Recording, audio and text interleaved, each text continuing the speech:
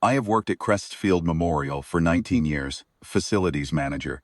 I know every corridor, every stairwell, every door that sticks in November because the frame swells with the cold. I have seen a lot of things happen in that building. I have seen a man die in a waiting room chair because no one looked up in time. I have seen a woman give birth in an elevator between the second and third floors. But I had never, in 19 years, been asked to walk someone out. Director Harmon called me at 7:42 in the morning. He said he needed a neutral party, someone the staff trusted. He said the situation required discretion. I was an Army MP for 22 years before I came to Crestfield, and in the Army you learn to hear what a man is really saying underneath the words he uses. What Harmon was really saying was, I need someone big enough that she won't make a scene, and someone old enough that no one will question it. I said I would do it. Her name was Dara Wills. She had been on the overnight rotation, 12 hours on the surgical recovery floor, and when the on-call team missed a stop bleed on a veteran in room 14, she had gone in and corrected it herself. No physician order, no authorization. She had packed the wound and held pressure for 11 minutes, until the surgeon arrived and the man lived. Dr. Sewell filed the complaint at 6 in the morning. Protocol deviation. Unauthorized intervention. Harmon had the termination paperwork on his desk by 7:15. I told myself it was procedure. I told myself I was just the neutral party. I found her in the break room on 4, still in her scrubs, her badge clipped to the lanyard around her neck. She was not crying. She was not arguing on the phone. She was sitting with both hands flat on the table and her eyes on the window. And there was something about the stillness of her that made me slow down in the doorway before I knocked. She looked at me. She looked at the cardboard box under my arm. She said, "All right," and she stood up. That was all she said. All right. Like she had been expecting something difficult and had already decided how she would meet it. I handed her the box. 2 security officers fell in behind us in the hall. Harmon was up on the mezzanine when we came through the main corridor. I could see him there, above the lobby, hands on the railing, watching. He did not come down. He watched from up there, the way a man watches something he has already decided is finished. She walked like she had somewhere to be. Head up, badge in the box now, stethoscope coiled on top of a framed photo of a mountain range I did not recognize. She did not look at the nurses behind the station as we passed. She did not look at the orderly who stopped mopping and stared. She looked straight ahead, and I matched her pace because it was faster than I expected. And somewhere in the corridor I stopped feeling like a neutral party and started feeling like something else. I just did not have a word for it yet. The lobby was mostly empty at that hour. Gray November light through the glass doors. A man in a wheelchair by the east window. Older, maybe 65. A veteran's cap on his head. A folded jacket across his knees. Earl Doss. I had seen him around for weeks. He was a long-term patient in the cardiac unit, Army Infantry, 2 tours. He was watching the courtyard pigeons when we came through. The box shifted in her arms just before we reached the doors. The lid lifted an inch. I reached to steady it, and in that moment the box tilted and something inside caught the light. It was a metal case. Dark blue, no larger than a paperback book, the kind the Army uses for formal decorations. The lid had opened a crack and I could see the device inside. A small bronze star with the letter V suspended from a red, white, and blue ribbon. An Army Commendation Medal with Valor. I knew what it was. 22 years as an MP, you know what it is. I looked at her. She resettled the box against her hip and pressed the lid down and kept walking. But Earl Doss had seen it. I did not notice him move at first. I was watching the doors. Then I heard the wheelchair stop behind us, and his voice came across the lobby, quiet and steady, the way men speak when they are very sure of what they are saying. "Ma'am." She stopped. She turned. He was looking at the box. Then he looked at her face. "Medevac," he said. Something crossed her expression, not surprise. Something slower than surprise, she said. "Kandahar Airfield, 18 months. He was quiet for a moment. Then he said, "Which rotation?" "3rd and 4th, she said. "Mass casualty triage.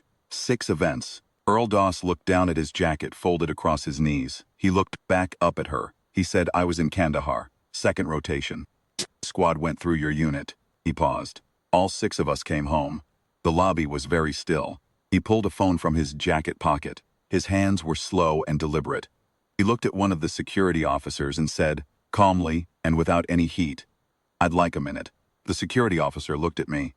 I did not say anything. I did not say stop. I did not say continue. I just stood there with 19 years of Crestfield Memorial behind me and 22 years of the Army before that, and I felt the neutral party in me come apart like wet paper. Earl Doss started making calls. I do not know exactly what he said on those calls. I was not close enough to hear all of it. But I heard him say her name. I heard him say Kandahar Airfield, 3rd and 4th rotation. I heard him say, "They walked her out this morning." And then I heard him say an address. And then he made another call. And said it again. Dara Wills sat down on the lobby bench. She put the cardboard box on her knees. She did not look at her phone. She looked out at the gray parking lot. And I stood 6 feet away and could not make myself walk to the door. By 8:15 there were 40 veterans in the lobby. By 8:40 there were over 100. They came in trucks and in cars. Some of them were in civilian clothes. Some had their hats. Few wore old field jackets with unit patches still on the sleeves. They came in quietly, the way men move when they are serious, and they filled the lobby from the doors to the elevator bank and out into the corridor. And then they filled the parking lot, and the facility staff called me. And I did not answer because I was already standing in the middle of it, and I already knew. By 9 o'clock there were 180 men gathered at Crestfield Memorial, and the lobby was so full and so quiet that you could hear the ventilation at the ceiling. She was still sitting on the bench. I looked up at the mezzanine. Harmon was still there. He had not moved, but he was not watching with the same expression he'd had at 7:40. He was watching like a man who has stepped onto a road and only just heard the traffic. A veteran near the front. Big man, dress jacket, a row of ribbons above his left pocket, walked to the center of the lobby and turned and faced her. He came to attention, not a casual straightening. Full military brace, chin level, shoulders square, eyes forward, parade rest, then attention, clean and deliberate. The men behind him followed, one by one. And then in a wave, 180 veterans came to attention in the lobby of Crestfield Memorial Hospital on a gray November morning, and the sound of it, the shuffle of feet going still, the silence after, was the loudest thing I have ever heard in that building. Dara Wills stood up. She did not cry. She stood with her back straight and the cardboard box against her side, and she looked at the men in front of, and I watched her jaw set and her eyes go steady, and she gave a single nod. Not a bow, not a collapse, a nod. One soldier to another, and the lobby held its breath.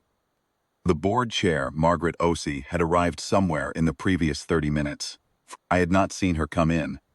She was standing near the admissions desk in her coat, still holding her car keys. She looked at the lobby. She looked up at the mezzanine. She looked at me. She said, "Gideon, where is her badge?"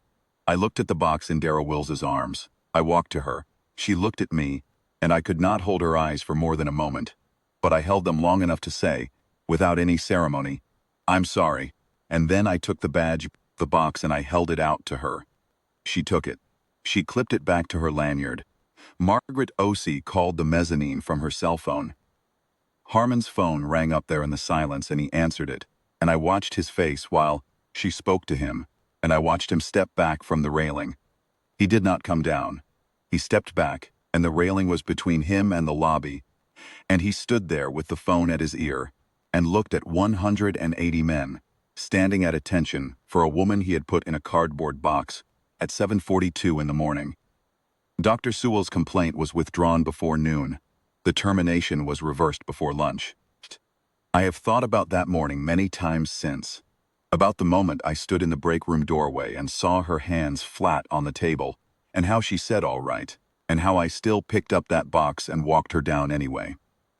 I have thought about Earl Doss and his phone, and the way 180 men moved through a November morning, because one of their own was in trouble. I have been in difficult rooms. I spent 22 years in rooms where the stakes were as hard as they get. But I had never stood inside a debt being repaid until that morning. She went back to work on the Thursday rotation. I have seen her twice since in the main corridor. Both times she gave me a nod, the same one she gave the lobby. Short, level, nothing owed and nothing withheld.